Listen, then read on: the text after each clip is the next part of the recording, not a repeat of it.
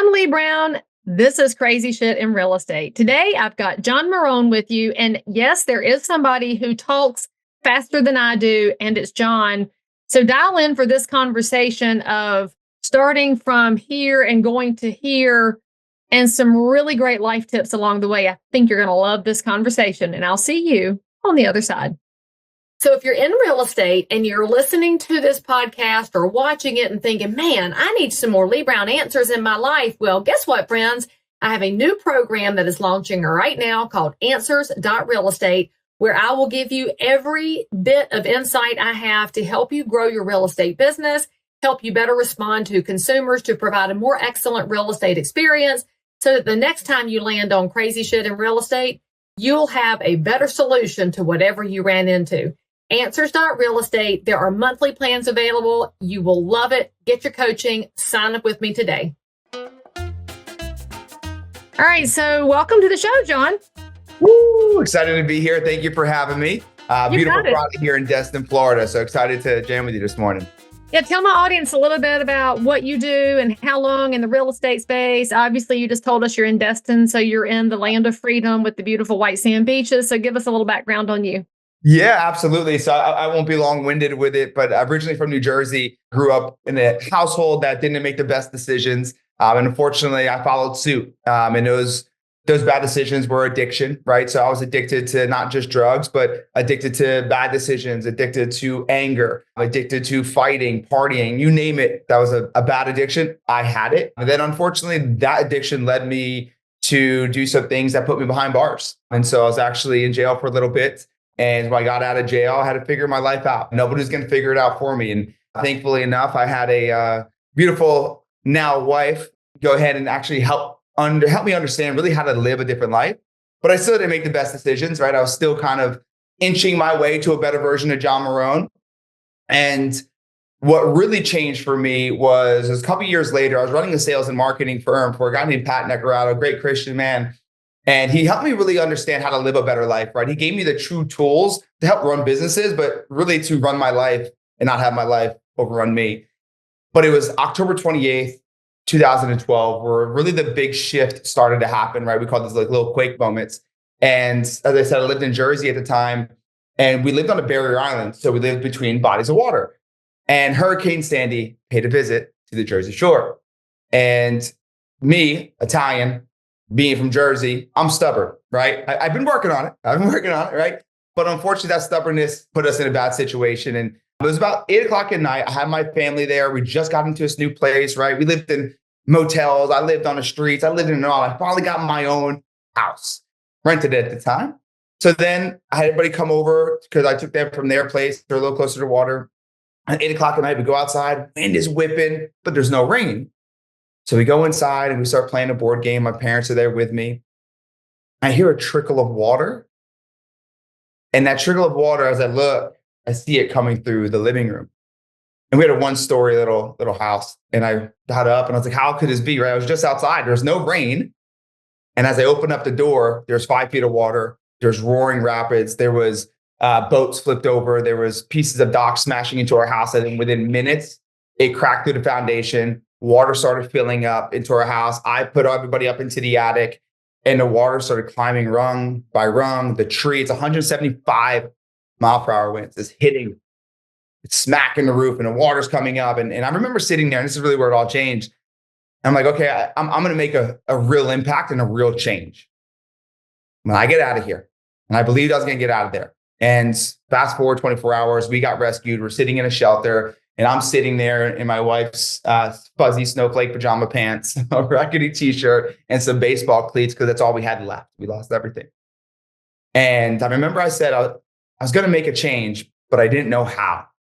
And there it was. Saying I don't know what I don't know and dropping my ego was my biggest opportunity to grow. And from there, the rest is kind of history. And I just indulged myself with like, who is doing the things that I want to do at the highest level, and how can I either get in front of them, right, or learn from them in a virtual setting.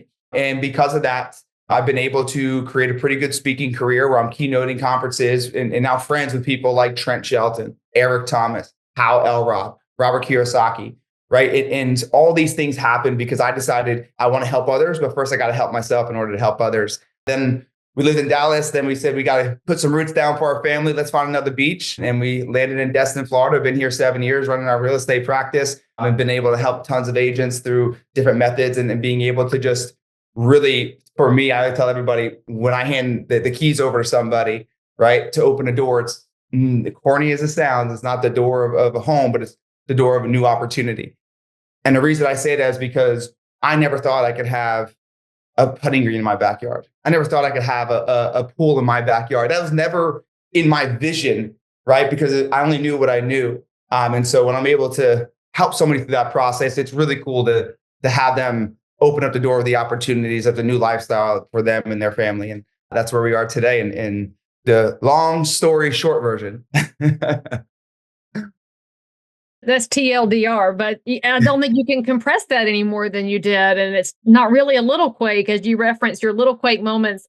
That seems to me like a really big quake when you think about what Hurricane Sandy did to turn everything around for you. But I do have to ask a question that might be a little off kilter, but addictions obviously never go away. You just have to learn how to manage them and take control of them.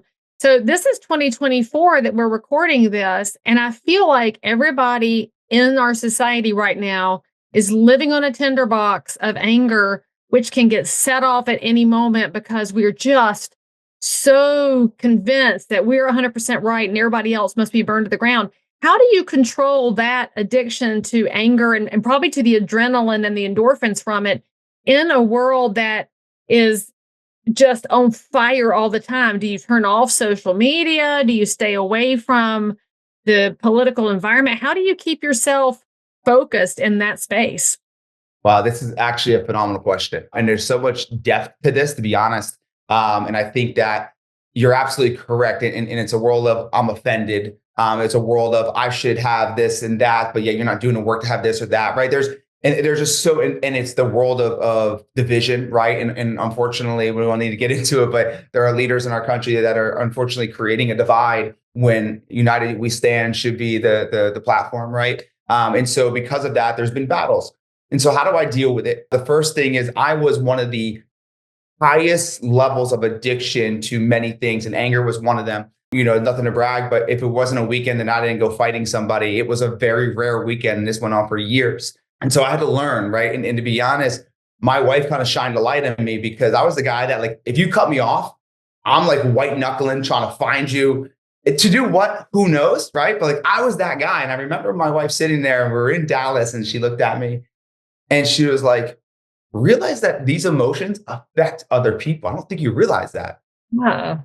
And I was like, what do you mean? How does it affect anybody? It affects me. And then I started to think about it as I'm speaking out loud. And I'm like, well, okay, you're absolutely correct. So I had to come up with a method. And that method was called the 3-2-1 rule. And basically, anytime I got angry, I allowed myself 3 minutes to feel that anger. I had to learn how to, which I'm still working on, as we all are, not to do it in front of kids, right? Because we now have a beautiful, soon-to-be 7-year-old and an amazing little 2-year-old boy.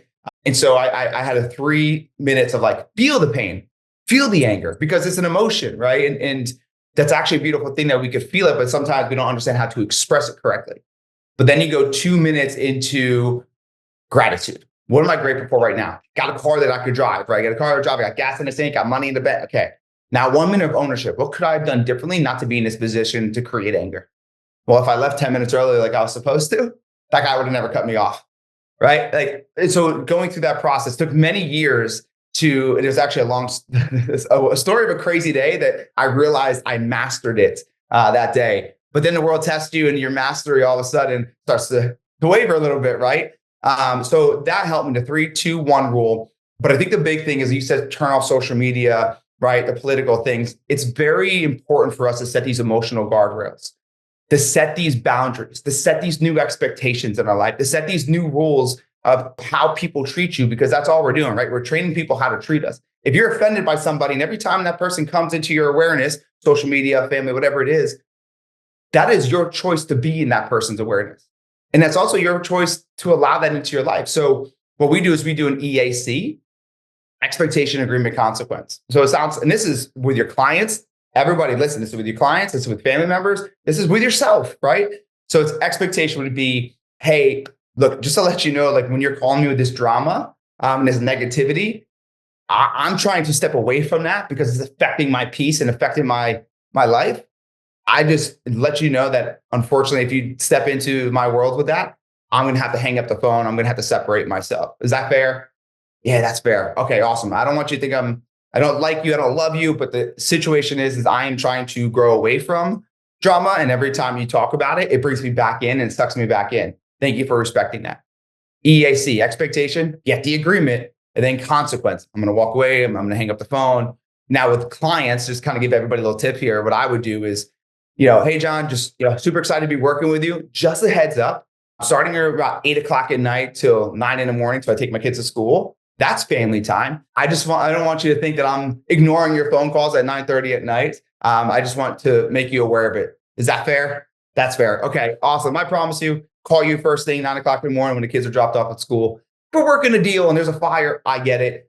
But 99% of the time, that's not going to be the case. So I just wanted to make sure we had that open communication prior. Okay, awesome. So it's all about setting these boundaries, setting these emotional guardrails with our family, with our clients, with ourselves, to be able to really not allow the infiltration of the negativity or the anger to really take over. Will it be completely eliminated? As you know, absolutely not. It's reevaluating every week how we can get better at adjusting our character to react differently to the things that come into our awareness. I mean, it's such great advice, especially in real estate, where we have a tendency to work 24/7 simply because we never told the consumer that they should not call us at midnight. And it's so true that most of our situations, they're not earth shattering. We're very important, but we're not on a 911 call for a reason. First responders are the ones you should call. If you've got the water pouring into your house, you don't call your realtor and say, it's on the market. What should I do? You call 911. But to get to that point, you set the expectations, and that allows you to say no later. It's the same thing we do with our kids. If you never tell your kids, our family doesn't behave that way, then whatever they see is what they will emulate. And in real estate, all you guys have been emulating is what you've seen from other people that said, I'm available 24/7, 365. I'm always on for your real estate needs. And that means you're unable to draw boundaries, and your clients should actually want you drawing boundaries. That's great advice. Now, I want to know from your perspective. So you mentioned having the putting green and the pool and the things that you never expected to come into your life. And then about two breaths later, you mentioned that we are currently in a world where our younger generation seems to think that those things come without the years of hard work and the saving and the sweat and the screw ups and all of the things that it goes through to get there. So what is your best advice to the person getting started who's in a rough spot and they want it? How do you train your brain to learn how to delay gratification? Because good gravy, if we could all learn that, we could get a lot further in life. And I just don't think we're teaching our young people that right now, especially when these things act as candy and poison at the same time. Man, this could be a whole podcast we could do together. I'm telling you, because this. Well, let's see. You only have about 6 minutes left. Yeah, because here we go. Right. So here's what I tell you guys. It's called the microwave mindset. Right. Let's play a scenario. I want anybody listening to this or watching this, raise your hand if you ever did this. You put your little hot pockets, or whatever it is, into the microwave, put it for 2 minutes, and you never seen 2 minutes take so damn long in your entire life. And you stop it before it even gets to all the zeros, right? Why? Oh, yeah, I stopped the microwave. We're like, it's close enough. Right? Why do we do that? Because we are now trained by everything that it can happen faster. Uber Eats, Favor, right? Netflix, right? Versus going, I have to go to Blockbuster, right? All these things are training us that it should happen faster, right? And then social media, unfortunately, there are some things out there that people are saying, I'm a top producer and all these things. And reality is like, maybe they are, but they are celebrating an accolade and not the story behind the glory, right? So what I always tell everybody is, who do you idolize? Like sports, academically, music, who do you idolize? So let's use sports. I'm a big sports guy. Tom Brady. Dude's got 7 Super Bowl rings. We are celebrating him for 7 Super Bowl rings, and we look up to him for that. But in reality, we should be looking up at the absolute relentlessness to practice, right? To master his craft so that when he gets on the field, it's all subconsciously happening and there's not even a lot of energy being exuded because he's been there before a million times on the practice field. So how do we delay gratification, right? We always talk about instant gratification creates long-term regret. Instant gratification creates long-term regret. And so what I tell anybody listening, a newer agent, young, whatever it might be, first off, understand everybody that you look up to, they are where they're at because they did the work in the dark so they can shine the brightest in the light, right? Their character is being tested when nobody's watching. When it's an audience of one, who are you? Because I promise you, once that audience of one turns audience of 2, 5, 6, 20, you're going to look a lot better because you're doing the work prior, right? So anybody in real estate that wants to make more money, write this quote down. If you want to increase your pay, increase your role play. Like, get so damn good the world can't ignore you.